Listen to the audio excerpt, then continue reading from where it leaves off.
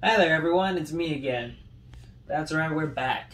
Now in these days, there's certain problems that every one of us human beings, or us people, as we like to call it, have something in common. And what is that thing that we all have in common? Well, people always ask, what is one thing we can always change about us? Like, what is that thing? People ask maybe we can change the way how we feel, to change how we think, to change how we do things, or maybe change the way how we always want to be. But why is that? Maybe it's because we don't like the way how we do things, the way how we act, the way how we make our choices. Because now these days, people realize that once you make a choice, you can't take it back because it's already been made and nothing can be changed about it. But there's a certain turning point where I have seen from people where a certain thing they just click in them, like a switch has been flipped on, and all of a sudden their whole personality started to change. And why is that?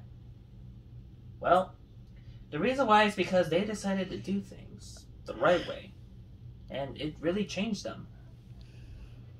A certain turning point in my age was when I decided to help a lot of people, almost from either thinking negative thoughts, going into despair, and almost committing suicide. That was really one of the hardest things I've ever seen inside a person. But I wasn't always that type of guy. Sometimes I used to ignore them, and maybe they were just very angry people. Maybe just misunderstood and gone out of their ways and just saying random things that coming out of their mouths. But after when I realized when I had a dearest friend who was going under that type of stress, despair, very troubling life they had, I had to step up and at least try and be there for them. And how did I do that? Well, when it happened in 10th grade, sophomore year, I was there for that person, seeing that he was talking about so much how his life was really going downhill. He just wished something could change, but sadly it was never going to happen for him because he just wished he can end his life, or just wish he'd never been born, or really try to find a good purpose in his life. And I was really sad for him. I didn't know what to do. So what was the first thing I did? I went up to him, I talked to him and asked him what exactly was wrong with him. And he told me that he just couldn't handle it anymore. Certain important people's lives where they really go under so much despair really makes them think that they really can't handle anything anymore.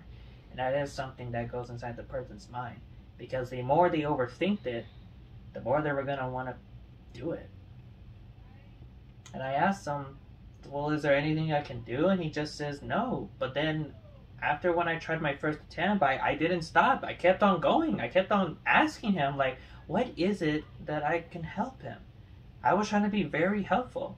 I asked him, could you start from the beginning? Well, what happened? And then maybe we can find a solution. And so he told me from the beginning that he just can't handle so much life stress.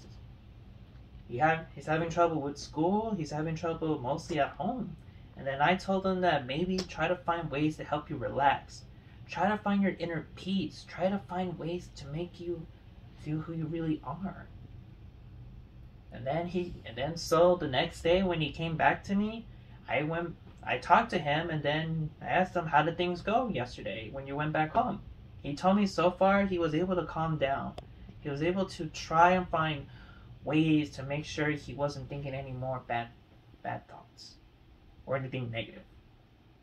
So then I asked him, maybe there's something more, maybe something else I can do. And then I kept telling him to try and do this or that, or maybe anything else I can help him in his ways to make sure he doesn't have to go back to that living in despair again. So then after a few more weeks of happening, he came up to me again, and I wanted to talk to him about it. And I was asking him, hey, how did your life go? Like, how's everything so far? And he's so far, surprisingly, when it was our Christmas break, when we were about to end school, he was really surprised. He was really happy again. He was fine. He finally found the inner peace he needed, because after talking to him so many times of helping him find a new path, hope, a life that he can really still live for, that he can still have time, he realized that now that he has so much living for, to do things that he always wanted to do. And he said thank you to me for always being there for him, for being so much supportive.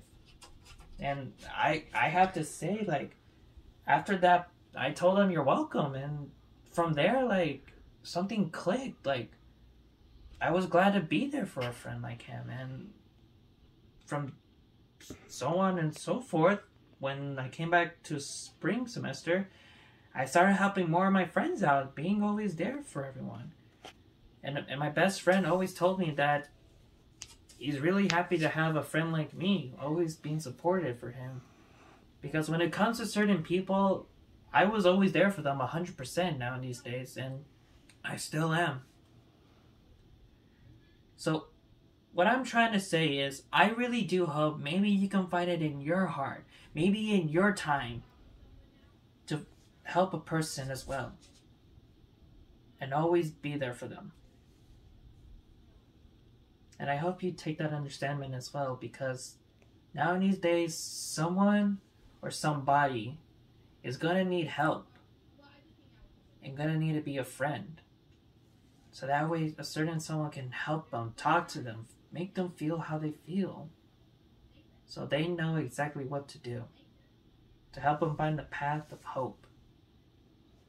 And I hope you too could find that path as well.